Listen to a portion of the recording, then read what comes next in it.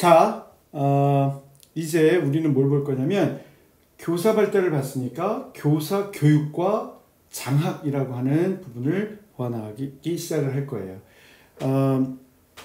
그래서 교사 교육의 대표적인 형태로 얘기할 수 있는 거 뭐부터 따지게 될 거냐면 교사론에 관련되어 있는 얘기부터 좀 따져 나가기 시작을 할 겁니다.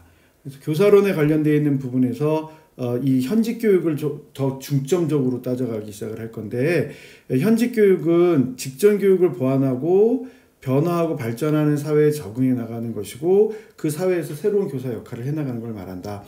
그래서 정부가 주도하는 현직 교육, 다양한 형태의 현직 교육이 있을 수 있겠으나 정부가 주도하는 현직 교육에서 유형으로 따지게 보면 직무연수, 자격연수 이런 것들을 들 수가 있겠다라고 얘기를 하는 거죠. 그래서 직무연수는 우리가 교사가 되면 법적으로 계속 받아야 되는, 그래서 자신의 능력과 자질 배양에 해당되는 내용이라고 볼 수 있다면, 자격연수의 경우에 있어서는 1, 2급 및 수석교사 연수 등에 해당되는 것까지 이런 시간들을 놓으면 자격연수로 가져갈 수가 있겠죠. 실제로 이걸 시험 문제에 냈었던 것도 있었죠. 자, 다음에 장학의 유형을 보면 중앙장학이나 지방장학이나 지구별 자율장학은 이름 정도 알고 확인해 주시면 좋겠는데, 관건이 되는 건 이 부분이 이제 단위 유치원 책임 경영제라고 하는 말 때문에 굉장히 중요한 거예요. 각각의 유치원들이 그 유치원 내에서 적절한 형태의 역할을 지역사회에 맞춰서 수요자들의 요구에 맞춰서, 교육 수요자들의 요구에 맞춰서 해나갈 수 있을 것이냐를 얘기하는 것들이죠. 그래서 이름이 교내 자율장학이라고 하는 형태로 되어 있고, 특히 내용적인 부분에서 초임교사들의 경우, 그러니까 생존기에 있는 초임교사들의 경우 어려움이 있을 수 있기 때문에 원내 자율장학이라고 하는 거, 교내 자율장학이라고 하는 걸 활성화해 나갈 필요가 있겠다, 이렇게 보는 입장들이죠. 장학의 유형에서 옛날에 많이 사용됐던 임상장학, 이건 교수학습에서 상호작용 형태를 굉장히 중요하게 생각하고 하는 것이고, 약식장학은 교장 선생님 등에 의해서 수업의 형태 등에 대해서 지도하고 조언하는 형태들을 말하는 것이고, 교사의 발달 상황에 맞춰서 자신의 의지에 의해서 할 수 있는 걸 스스로 맞춤형으로 선택한다, 그래서 선택형 장학이죠. 초임교사의 경우에 있어서는 임상장학을, 그 다음에 동료의식이 강한 사람들의 경우는 동료장학을, 독립심이 강한 사람에게 있어서는 자기장학을, 그것도 선택하지 않은 사람의 경우에 있어서는 약식장학을 강조한다라고 하는 것으로 보시면 되겠습니다. 뭐 이런 거는 예전에 있었던 것이고, 시험 문제 나왔었던 거는 바로 이 부분이죠. 컨설팅 장학. 기존의 장학의 한계의 문제점을 극복해 나가기 위한 형태의 활동이다. 시험 문제에서 봤었던 건 바로 이 원리였습니다. 자, 위에서부터 아래까지 6가지로 따지고 보면, 첫째, 전문성의 원리, 둘째, 독립성의 원리, 셋째, 자문성의 원리, 넷째, 일시성, 다섯째, 교육성, 여섯째, 자발성. 전문성의 원리, 컨설턴트가 실제적으로 학교의 문제를 해결할 수 있는 능력을 갖고 있어야 된다. 독립성의 원리는 상급자, 하급자의 관계가 아니라는 점, 동료의 관계라는 것이고, 자문성의 원리는 문제 해결의 그 책임은 의뢰인에게, 클라이언트에게 있다. 최종적인 책임은 클라이언트에게. 일시성의 원리는 의뢰한 문제가 해결되면 스스로 발전했다고 여겨지고 컨설팅 관계를 종료한다라는 의미가 강해요. 계속 뭔가를 지도하거나 하는 의미가 아니라는 거죠. 종료성. 자, 교육성. 이건 이제 동료장학의 의미에서 의뢰인을 통해 컨설턴트도 배우고, 당연히 컨설턴트는 의뢰인에게 문제를 줌으로써 클라이언트가 성장할 수 있는 것. 두 가지다. 클라이언트도 성장하고 컨설턴트도 성장한다라고 하는 부분을 보시면 되겠고, 자발성의 원리라고 얘기하는 거, 이건 누군가의 강요에 의해서 행해질 수 있는 것들이 아니더라라고 얘기를 할 수 있는 거예요. 컨설턴트가 의뢰인의 상호 합의에 의해서 이루어지는 것들을 말한다라고 말씀드릴 수 있는 겁니다. 그런 기법들이 경영 기법으로 액션 러닝, 조직 진단, 이런 기법들이 있는 거예요. 자, 그런 것들은 이제 좀 넘어가도록 하겠고요. 동료 장학의 입장에 배경이 된 건 인간 관계 장학이고요.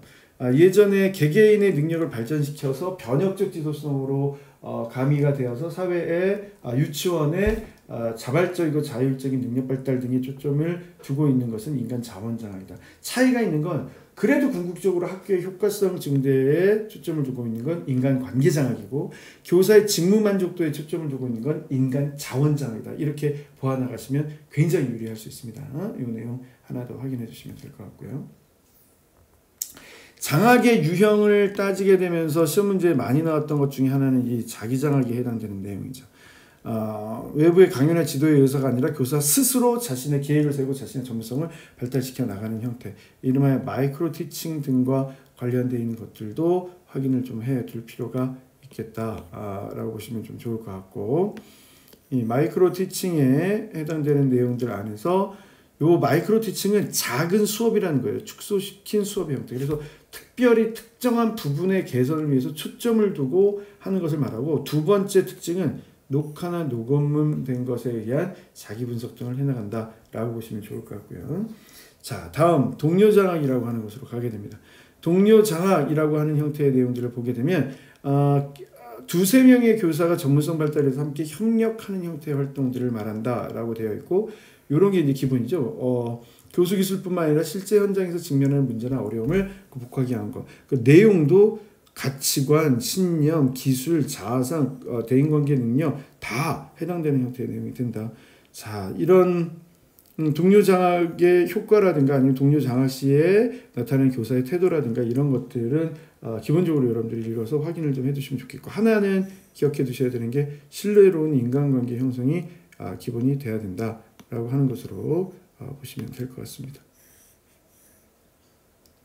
자, 거기에 들어가는 형태로서 함께 하게 되면 다 동료장학이 되는데, 반성적 저널 쓰기도 함께 할 수 있다는 것이죠. 교사 이야기 쓰기도 함께 할 수 있다고 봅니다. 이 두 가지의 차이점은 뭐냐? 저널은 일지예요, 일지. 일지를 쓰는 걸 말하고, 교사 이야기 쓰기는 자기의 과거 경험, 미래 이상, 현재 상황 이런 것들을 다 구체적으로 이야기화해서, 다시 말해서 스토리를 만들어서 진술해 나가는 형태들을 말한다라고 보시면 될 것 같고요. 자, 유아 관찰. 이 관찰은 이제 유아 관찰 파트, 평가 파트에 가서 다양한 방법을, 목적에 따라서 방법을 달리해서 써내려가는 걸 말하는 것이고, 수업 사례 분석, 이 시험 문제 한번 출제가 되었죠. 그러니까 마이크로 티칭으로도 표시가 되는데, 마이크로 티칭화 된 것과 좀 다른 맥락으로 나온다면, 자신이나 동료의 수업을 서로 보고 분석해 볼 수 있는 것, 서로 피드백을 해줄 수 있는 것, 그 안에서 서로 간의 반성적 사고가 이루어질 수 있는 것들을 말한다. 물론 모두 있을 수 있어요. 전문서적 읽기와 토론도 혼자서 하는 것뿐만 아니라 함께 해나갈 수 있다라고 하는 것으로 볼 수 있죠.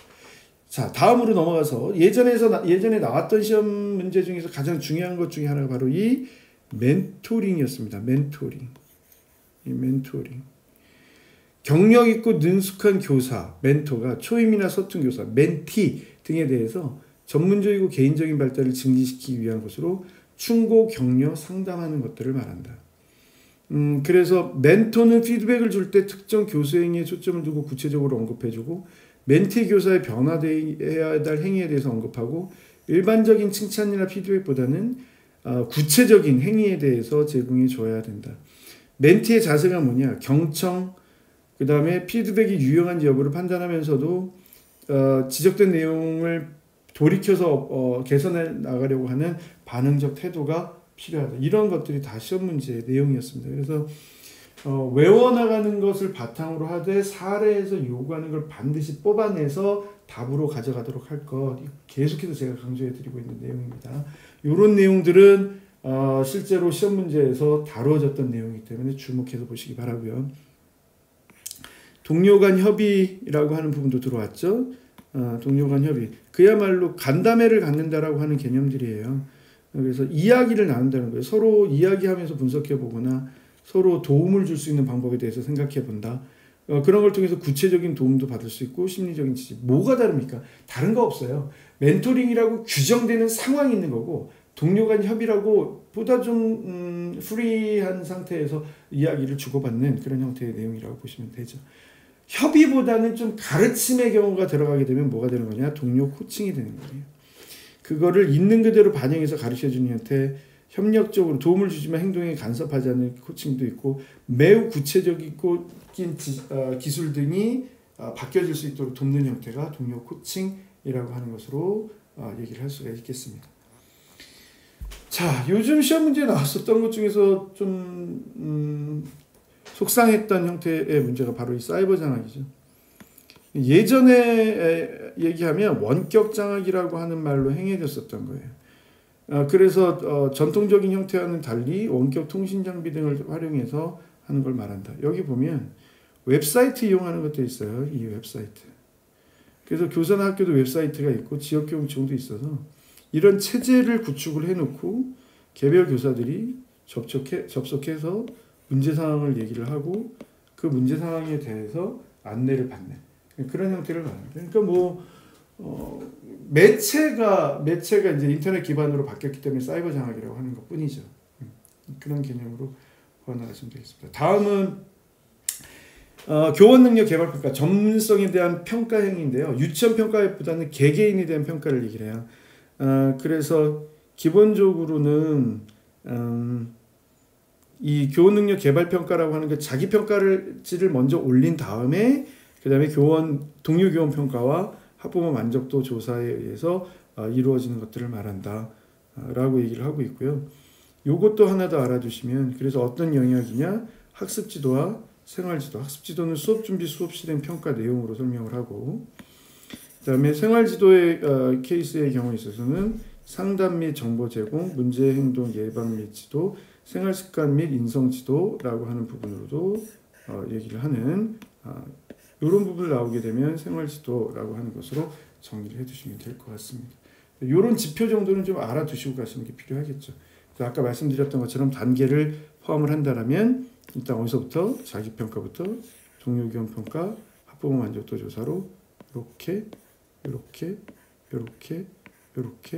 될 수 있겠다. 그러니까 왜 자기평가로 가게 되냐면 꼭 자기평가로 반영이 된다는 게 아니라 자기평가 나중에 하게 될 때 자기평가에 다시 또 도움이 될 수도 있겠다라고 하는 부분으로 보시면 되죠. 어쨌든 자기평가 먼저 해야 동료평가하고 학부모 만족도 조사, 명칭 기억합니다. 만족도 조사, 학부모가 교육 주체로서 의견을 표시하는 형태 등을 말한다. 나머지는 뭐 여러분들이 좀 읽어서 확인해 주셔도 될 것 같습니다. 그래서 결과 정보를 보면 이렇게 개별 교원에게 종류별로 평가가 이루어지도록 한다. 우수교원에 대한 지도 별도로 마련하는 것들도 될 수 있겠고, 이 정도까지 보시면 되겠습니다. 자, 여기까지 얘기해서 이제 장학의 유형에 해당되는 것까지 좀 살펴봤습니다. 또 클립으로 나눠서 여러분에게 제공해드리고 있으니까요. 시간 내어서 필요한 부분도 자꾸 듣고 기억하고, 무의식적이라서라도 기억하고, 그냥 그러니까 플레이 연속 버튼 눌러놓고 주무셔도 돼요. 그래서 무의식 수준에서라도 기억이 날 수 있게, 지금은 이제 시험이 얼마 안 남았으니까 꼭 최선을 다해서 노력해 주셨으면 좋겠습니다. 여기서 마무리하겠습니다.